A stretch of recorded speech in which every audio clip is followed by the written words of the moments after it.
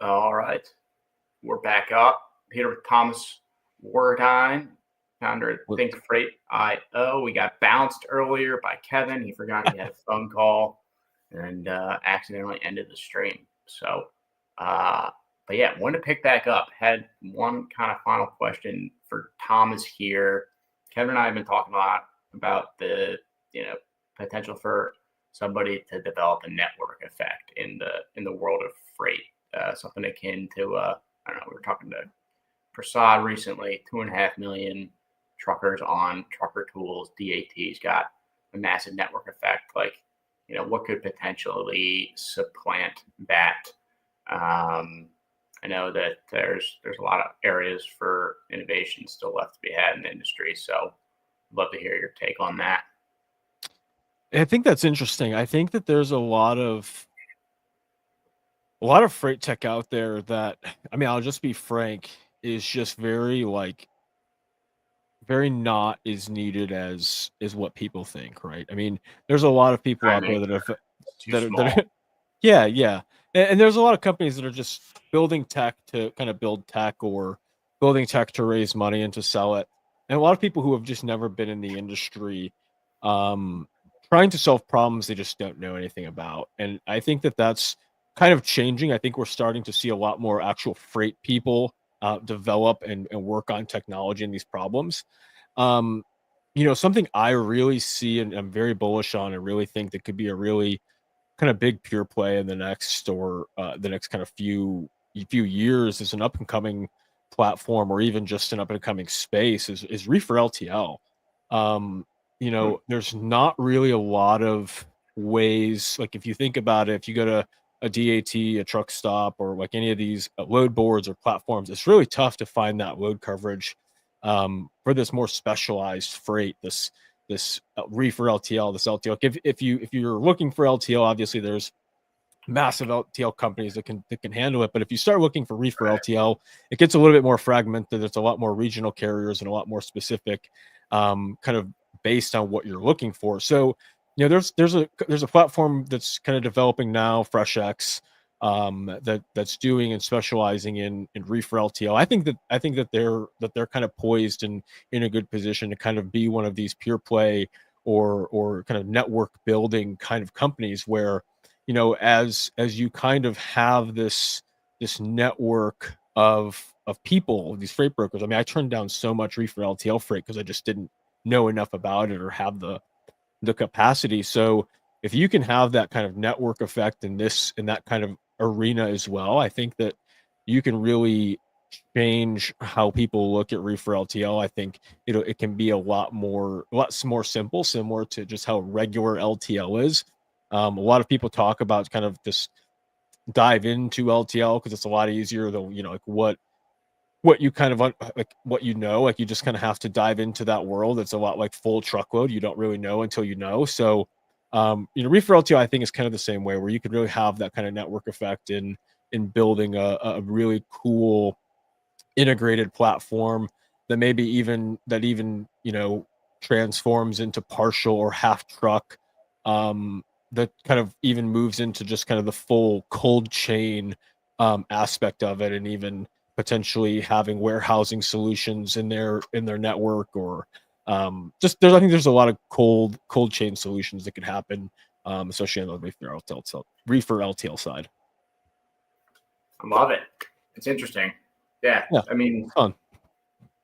my carrier kind of doing that, I guess, to a certain extent for uh, more traditional LTL. Yeah, no, exactly. And that's kind of like the kind of, I think, that model, right, where you can find all of those reefer LTL partners, whether they're the small one or two, or 10 truck operations, or the 500 truck operations that are running regionally. You can easily find, kind of like we were talking about earlier, you can find that capacity. It's easier to do instant quoting, instant booking, tendering the loads, and just getting all of that, kind of that easy play into the reefer LTL. It's no longer, let me call 40 different carriers in that region, or let me call the airports and see who they use for refrigerated shipments, or any of these other options. You can just kind of go to one place and find, hey, this is where everything reefer, LTL, or cold supply chain lives. Right. Democratize it. Mm-hmm. And I think just having, and I think you could also have somewhere on the same platform where you can have, best practices or just FAQs, or if people are trying to dive into more reefer LTL, they can know, or even have a learning platform as to what that reefer LTL load looks like, what the transit looks like, what the loading looks like. So if you're not as versed in certain reefer LTL or even LTL aspects, you kind of have that little visibility into what's happening or what the behind the scenes process is like. Yeah, absolutely. I love it. I had something to add there. I forget where I was going to go with it.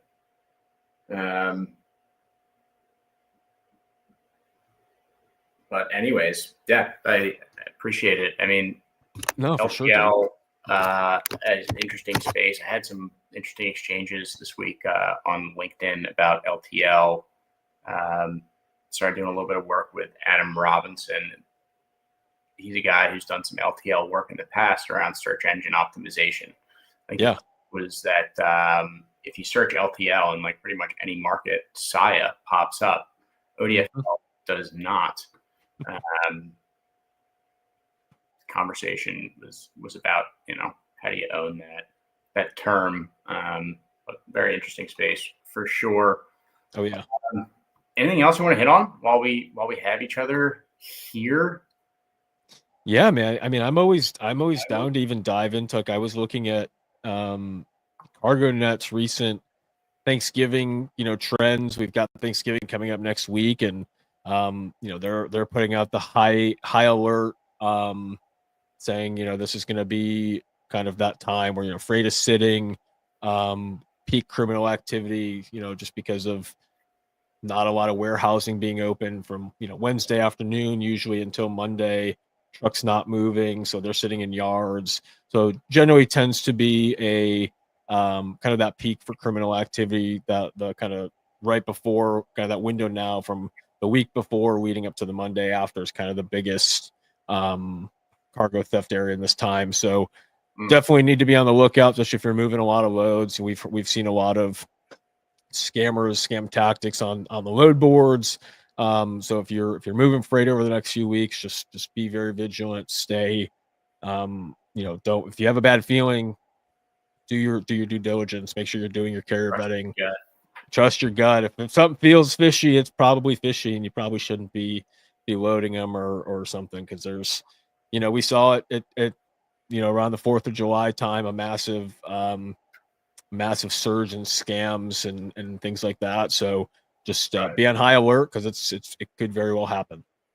Yeah, hottest market for freight fraud that there's ever been. So I wouldn't be surprised if it's the biggest weekend in history. But to go back to the LTL reefer conversation a little bit, no longer having to call the airport, figure out who they use. It's price search, right? I think at the end of the day, removing that price search friction so that you can deliver the value more quickly for folks. Make it like buying a plane ticket. That's it. Yeah. To there. You know what I mean? Like your plane seat on a plane is not much different than LTL. At the end of the day, and it's interesting to think about, but I love that idea as it pertains to the freight tech markets. Yeah, because you should be able to very easily find a spot rate, find a rate for a pickup in a week for some reefer LTL, whatever it may be, right? I mean, I should be able to. It shouldn't take me 40 phone calls and 19 Google searches to figure out a rate. I should. Right. I shouldn't have to talk to this many brokers for those brokers to figure out whether or not they can make money on this, or whether or not they want to work with me, for me to figure out how to get my stuff from A to B. And it's just interesting because I had so many shippers in the past who had no idea. Hey, I've got 3 pallets. Do you know anyone who can move this? And I'm like, no. Like, don't you? Like, this is, you have brokers call you every day. You tell me you have carriers call you every day. You don't have anyone that can move reefer LTL. Well, no, they're all full truckload guys, and it's like, it seems like this is just a problem for a lot of people, and the first person who really can solve that easily, and I think that there is someone who is really on a good route to solving it, is going to make a lot of money in the space. Mm, Kind of like, I'm very bullish on, Cargado too, with their load right. board for Mexico. I mean, that's huge. That's, A high fraud market, yeah, cross-border exactly. freight. And when you can have a very well vetted, established network of load board carriers that you've seen, you've touched, you've seen their capacity, or however they vet their carriers. Yeah, I mean, that's invaluable, and that's, one of those kind of network end-to-end plays where they're going to have a lot of people who utilize Mexico Freight going to be heavily involved. I know TQL is for sure. Definitely. I guess the other thing, somewhat tangentially related to this, is another regulatory conversation is like the rate transparency Oh yeah. conversation going on between what I think a TIA and I think OIDA. Yeah, man. I mean, the FMCSA, they propose, or they introduced some new rules that, like, really increasing the transparency in response to OIDA and the Small Business Coalition. I don't know. I'm, these kind of rules are already kind of on the books, for transparency. Right. No one really enforces them today. So if the FMCSA just puts out more guidance and more rules, well, the FMCSA is a body of about 1,200 people. There's no way that they have the capacity to actually enforce these rules, even if they put these rules on the books and they start getting complaint after complaint after complaint. They may open up a commission, they may start to look into it, but what's actually going to come of it is maybe additional regulation and no real teeth in the matter, because they just don't have the funding or the personnel to deal with this. They would need a really, like a regulating or a Right. policing style body that could levy fines and go after these kind of brokers and these kind of situations. But they don't have that. They Right. may, Yeah. like we saw, like last year, we saw the FMCSA sent a couple officials, to TQL to look into a couple of issues. That's something they may do when they have a big broker and they have several complaints, or like, especially if there's, evidence of the issues, whatever. They may send an agent to go look into it, an agent or two to look into it, but it's not something that's really going to have a massive effect, I don't think. Right. Probably not. I mean, like, Yeah. I don't know. There's a lot of regulatory conversations going on that seem to kind of continue to go on, and yeah, some of them around fraud, some of them around rate transparency. Another one, there's some stuff going on around data standards, data interoperability. Yeah. But I mean, there's a new administration in, the presidency, right? Trump, Vance are in the office. It seems like it's pushed, made Walmart or Wall Street, not Walmart, Wall Street more bullish on trucking companies. Like what are the things that you would implore? I know Craig was trying to run for the DOT secretary, and I think they went with another guy, it was Sean Duffy, who Yep. started on Real World Road Rules back as an MTV Yep. TV personality. But what would you hope that they try to accomplish? What would be the biggest thing for the trucking market and the freight industry moving forward that maybe could be solved from a policy perspective? Yeah, that's a tough one. I'll say this. I won't speak really on the trucking perspective because I don't know that world enough. I was never a truck driver. I've never managed a fleet. So I don't want to get too specific into that side, but the freight broker angle, or just the overall freight perspective. I think that there's a lot of things that needs to be tackled, and not, and not just like glazed over. I think we need some real to look at some real issues like actual this freight fraud and the criminal organizations that are um, infiltrating, our supply chains. Supply chains Keep are, hearing it's cartels. yeah, I've heard cartels. Um, People that I've got heard fired from offshore jobs that have the that talent and the know-how. that's spot on from places in South Eastern American Europe or South countries, America, South right? America, yeah, Eastern Europe. I mean, it's just kind of a lot of these kind of issues kind of just culminating, right? I mean, I'm sure that a lot of these double brokerage operations have spun up because they, like you said, they got fired from offshoring jobs, and they said, I know how to do this, and we're going to go, and this industry isn't very looked over. We see how easy it is to get away with things, so we can get away with this, so we can make a lot of money. I think, and kind of the other aspect of it is, as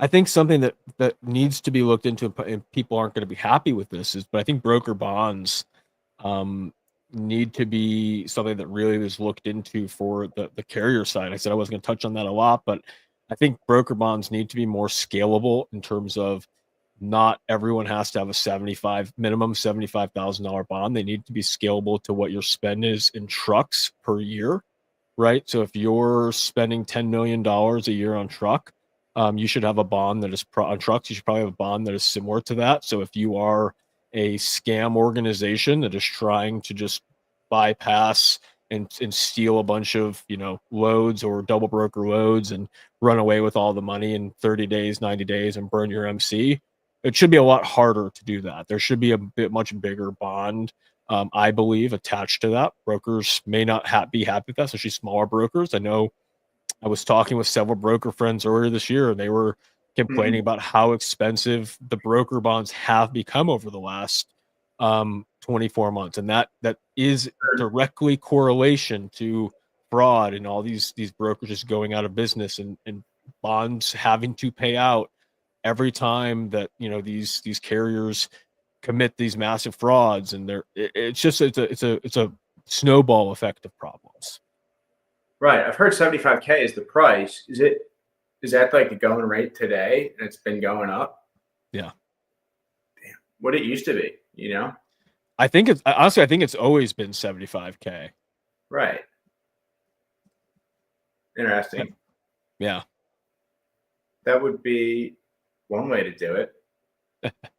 It may not be it may not be the main solution, right? But I think that it could be a start. It could be something that should be at least looked into and see how that could have an impact.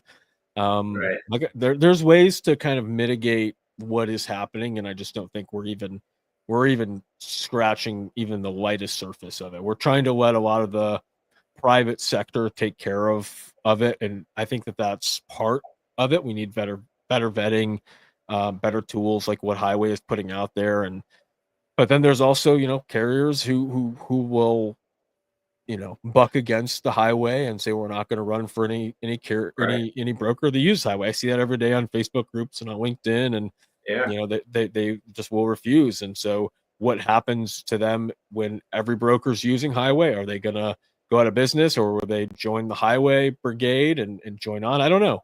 There's a lot of questions, and it's just going to be a lot of fun to see what happens, right? I mean, to see what Sean Duffy does once he's officially DOT secretary, and Right. I think there's a lot of things that can be done, and I hope that things are taken top priority in this administration. Yeah. Hopefully they get some shit done for the It would be nice for the country. I know that there's been a lot of bridges collapsing. It's a little close to home for me being from Baltimore. Yeah. Maybe we can there was an infrastructure bill, and I don't know if there needs to be any more work done on that, or how much infrastructure was actually included in that bill. I saw a report. This is a year ago now, this is probably actually around the time of the Baltimore Bridge collapse, that I think there was like 5% of the United States bridges, and I'm gonna try to look this up, that needed or were in needed significant Disrepair. repair. Yeah, like Yeah. we're at immediate risk for like collapsing. That were I mean, like you know what the I 60. stands for in the interstate system, right? It's Eisenhower. Like that's when a lot Yeah. of these things were built. Yep. And Yeah. yeah. Yeah. It's it's just interesting. I'm trying to find that report. I know it's like a year ago, but I think I had it saved for a specific purpose like this. Yeah, so there's 168 million bridge crossings, and over 42,000 of bridges are rated in poor condition. It means one in every 3 bridges needs repair or critical replacement. Right. Now, since 2020, that has gone down from 45,000 that were in poor condition to 42,000. So it's only about 6.8% of our bridges here in the U.S. But that's a lot of bridges. 6%. That's I mean, 42,000 bridges. That's a shit ton of bridges that could collapse at any time. Or Right. need significant repair. Yeah. I mean, there was a bridge collapse in Chattanooga when I was living there. At the big split, the interchange there. Forget exactly, what is it? 30 or 24? I think 24. 24 and I think I remember that. Yeah. The cross one. But no, it's interesting. And then the other thing that I've been thinking about that's really interesting as well is like from a national security perspective, and how China has a much better control on their supply chain data, certainly than we do. They've got much better data structure and more of it, and a much better feel for what's going on in supply chains, right? So a lot of these problems at the end of the day come down to they're not being data records, right? I think one of the things that's really interesting with the carrier that is an owner operator and doesn't want to work with highway, refuses to do so, but then also says, you're not sharing my data, that's my data, don't tread on me, which I'm all for. I love it. But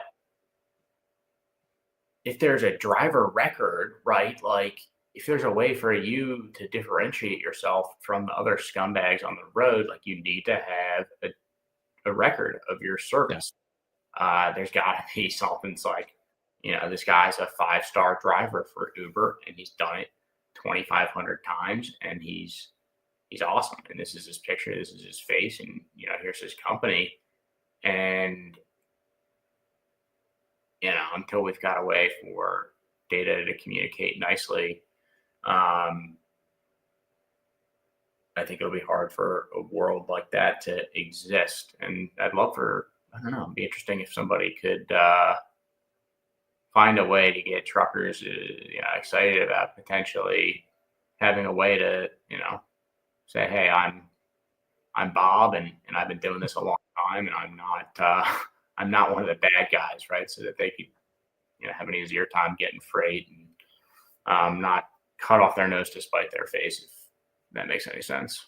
No, dude, it makes a lot of sense. And to touch on the China aspect of it, I mean, they're such a supply chain behemoth.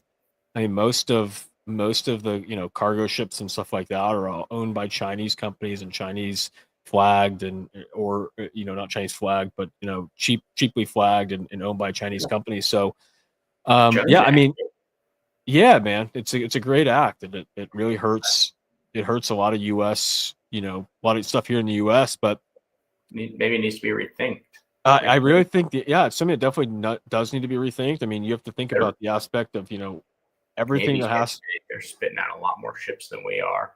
Yeah, they are. It's we're in a and we're in the race for AI right now, and for those Exactly. technologies, and for chips, for that. But we're also just not putting, like you said, like we're not spending enough on our own, like, infrastructure here at home. If we're having bridge collapses and roads and railroad derailments every day, and it's chaos, pure chaos at home, and then some kind of war with China breaks out, we're kind of fighting two wars on the same front: an infrastructure at home war, and then a global war with a China or a Russia or whoever may be in the future.